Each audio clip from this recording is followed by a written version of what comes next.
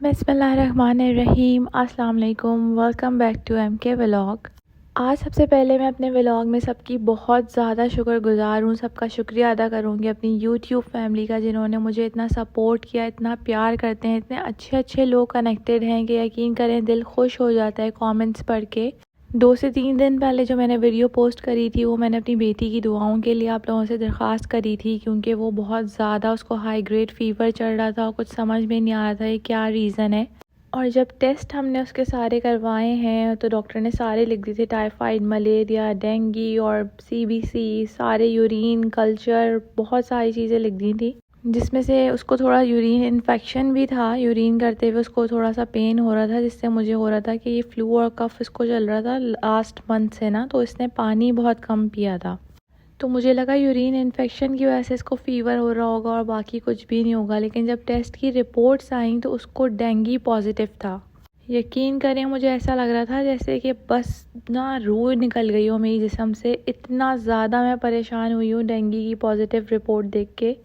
और साथ साथ यूरिन इन्फेक्शन भी आया, जो कि बहुत ही अजीब चीज़ थी कि दो इतनी बड़ी चीज़ें जो है वो इतनी छोटी सी बेटी मेरी 1.5 साल की है और वो ये चीज़ें बर्दाश्त कर रही है। तो बस मैं इतना ज़्यादा शॉक में थी, इतना ज़्यादा परेशान थी। आप यकीन करें एक माँ को अगर कोई ये बोले ना कि ज़्यादा परेशान नहीं हो या ज़्यादा कोई ऐसे अपने ऊपर मत लो, तो ये सिर्फ कहने की बात होती है। एक माँ ही जान सकती है कि वो कितना ज़्यादा परेशान होती है और अपनी औलाद को किसी तकलीफ़ में नहीं देख सकती है। तो बस हमने फ़ौरन इसका ट्रीटमेंट स्टार्ट किया। इसका डॉक्टर जो है चाइल्ड स्पेशलिस्ट के पास हम लेके गए, वो बहुत ज़बरदस्त डॉक्टर हैं। उन्होंने हमें गाइड किया कि डेंगू का तो कोई भी ट्रीटमेंट नहीं है बिल्कुल भी। तो मैंने कहा आप लोगों से भी मैं शेयर करती हूँ, क्योंकि डेंगू आजकल बहुत ज़्यादा स्प्रेड हो रहा है और हम तो वैसे ही इतनी ज़्यादा केयर करते हैं, लेकिन जो चीज़ जिसको होनी है ना वो होके ही रहती है। तो ये साथ साथ जो है उसका UTI जो आया था, यूरिनरी ट्रैक्ट इन्फेक्शन, उसको हम सिर्फ ट्रीट कर सकते हैं, लेकिन डेंगू को कोई ट्रीटमेंट नहीं है। और डेंगू में जो है ना हाई ग्रेड फ़ीवर रहता है 5 से 7 दिन, और इसमें 105 जिस दिन टच किया था ना इरा को, मैं आपको बता नहीं सकती कि मेरी क्या कंडीशन थी। सबसे ज़्यादा ये कि ये कोई ओरल सस्पेंशन नहीं लेती है, जो भी दवाई दो जिस तरीके से भी आपने पिला दी ना, आप समझते हैं कि हाँ जी इसने पी ली, विदिन सेकेंड ये जो है ना निकाल देती है।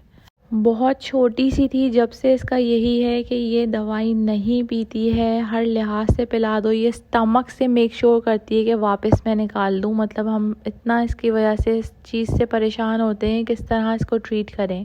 तो फाइनल इसका ट्रीटमेंट IVs होती हैं, IVs के थ्रू ही मेडिसिन इसके अंदर जाती है, अदरवाइज़ ये बिल्कुल भी मेडिसिन नहीं लेती है। तो फिर UTI के लिए हमने इसको जो है IV के थ्रू एंटीबायोटिक्स इसकी स्टार्ट करवाई, और वो 2 एंटीबायोटिक्स जाती हैं, इसको 1.5 से 2 घंटा लगता है, कैनोला चेंज होता है और ये सब। तो यहाँ पे मैं आपको डेंगू की थोड़ी सी चीज़ें इन्फॉर्म कर रही थी कि क्या क्या चीज़ें हैं अगर अल्लाह ना करे किसी को डेंगू हो जाता है। तो सबसे पहली बात तो ये कि उसका कोई ट्रीटमेंट नहीं है, सिर्फ फ़ीवर को थोड़ा कम करने के लिए मेडिसिन दी जाती है, जैसे कि पैनाडोल दे देते हैं, ब्रूफीन दे देते हैं, जो कि सेफ़ है बिल्कुल बच्चों में भी बड़ों में भी, यानी कि वो उसके अकॉर्डिंग टैबलेट लेते हैं, बच्चे सिरप्स लेते हैं, या फिर डॉलर आती है, लेकिन उसकी डोजेज़ डॉक्टर लिख के देखते हैं। हर डोज़ जो है ना बच्चे की एज, बच्चे का वेट देख के दी जाती है, और बड़ों में भी इसी तरह से होता है कि टैबलेट उसी के अकॉर्डिंग दी जाती है। और कुछ डोजेज़ जो है ना वो बहुत हार्ड होती हैं, जैसे कि डॉलर जो है ना वो थोड़ी स्ट्रॉन्ग है और पैनाडोल थोड़ी माइल्ड होती है, तो उसकी डोजेज ज़्यादा होती है। जैसे पैनाडोल उसने हमें कहा था 4.5 ml देनी है, और डॉलर उसने कहा कि 2.4 ml देनी है, क्योंकि वो ज़्यादा स्ट्रॉन्ग है। और बस ये है कि जैसे मॉस्पेल जो है ना, डॉक्टर ने मुझे मना किया था कि बच्चों में, आप छोटे बच्चों में यूज़ ना करें, उससे जो है ना एलर्जी हो रही है बच्चों को। तो ये ऑफ बहुत अच्छा आता है जॉनसन्स का, ये यूज़ करें। जैसे मॉस्किटो रिपेलेंट हम चीज़ें यूज़ कर रहे होते हैं। और घर की बस ये हालत हुई हुई थी कि कुछ समझ में नहीं आ रहा था, कभी कुछ बाज़ार से मंगवा लिया, कभी ये रात सो रही होती थी तो कोई जल्दी जल्दी कुछ बना लेती थी मैं, कभी उसके लिए तो यखनी या खिचड़ी ज़ाहिर होममेड ही बनाना होता था, लेकिन वो चीज़ें भी नहीं खा रही थी। और उसके बाद हमें डॉक्टर ने उसकी ऑल्टरनेट चीज़ बताई कि ओरल ही नहीं ले रही है। तो उसने हमें सपोजिटरी दी थी पैरासीटामोल की। उसने कहा जो ओरल सस्पेंशन नहीं लेते हैं उन बच्चों का ये लास्ट हल होता है। तो हम उसके थ्रू उसका फ़ीवर कंट्रोल कर रहे थे। बस वो कहती थी वॉक करते रहो 24 घंटे गोद में लेके बस वॉक करते रहो। उस तरह उसको थोड़ा सुकून मिलता था बुखार में। तो मैंने ये अपने लिए इंसोल्स मंगवाए थे। चल चल के मेरी कमर और मेरे पैर जो है ना वो बिल्कुल ऐसे हो गए थे कि बस नॉन स्टॉप पूरी रात, सिर्फ दिन में नहीं पूरी रात कहती थी कि बस लेके चलते रहो, टहलते रहो। तो ये मैंने ऑनलाइन ही ऑर्डर करे थे और ये बहुत अच्छी क्वालिटी के निकले और वाकई में बहुत कंफर्टेबल हैं। जेल पैड है इसका हील की जगह और काफ़ी अच्छा इसका जो है वो पैटर्न बना हुआ है।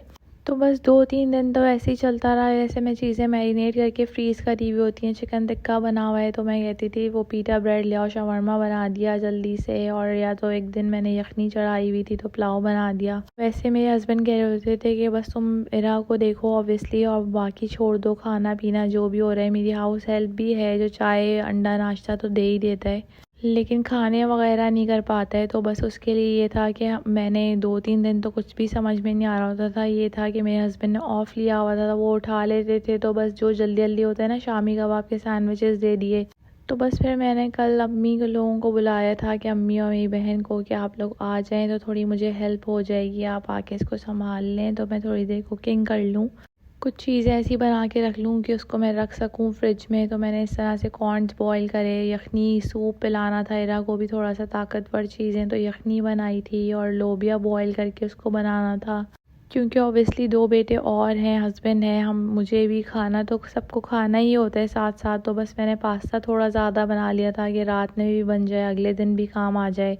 तो बस जैसे यखनी बनी हुई रखी थी तो मैंने कहा कॉर्न सूप कर देती हूँ क्योंकि बेटों को भी दोनों को चाहिए होता है। यखनी तो सिर्फ वो पियेंगे नहीं, तो कॉर्न सूप की तैयारी करी मैंने।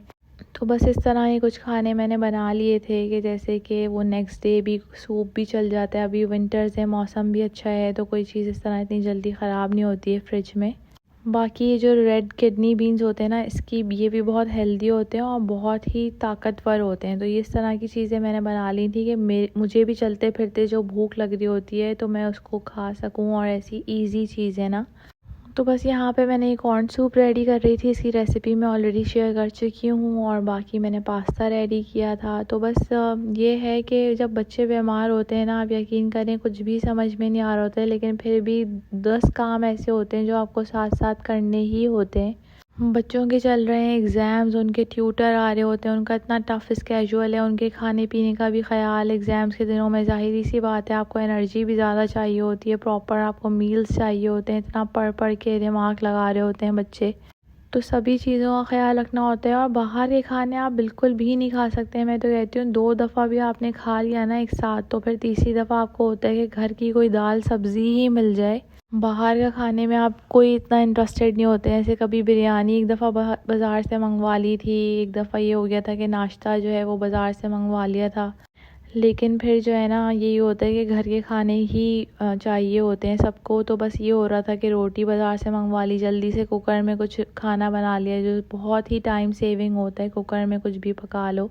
तो बस यहाँ पे मैं ये लोबिया रेडी कर रही थी, इसको मैंने बॉईल कर लिया था, बहुत ही ज़बरदस्त सॉफ्ट हो गया था। इसके बाद में इसका बहुत ही मज़ेदार सा मसाला बनता है टमाटर प्याज के साथ, उसमें ये लोबिया डाल दो, इतने यमी लगते हैं ना। जैसे यहाँ पे मैंने ऑयल में अदरक लहसुन डाल के, प्याज डाल के और टमाटर कर दिए थे। साइड में मैं शेक बना रही थी बच्चों के लिए। बस ये होता था इंस्टेंट चीज़ें जो भी बन सकती है ना वो काम हो जाए।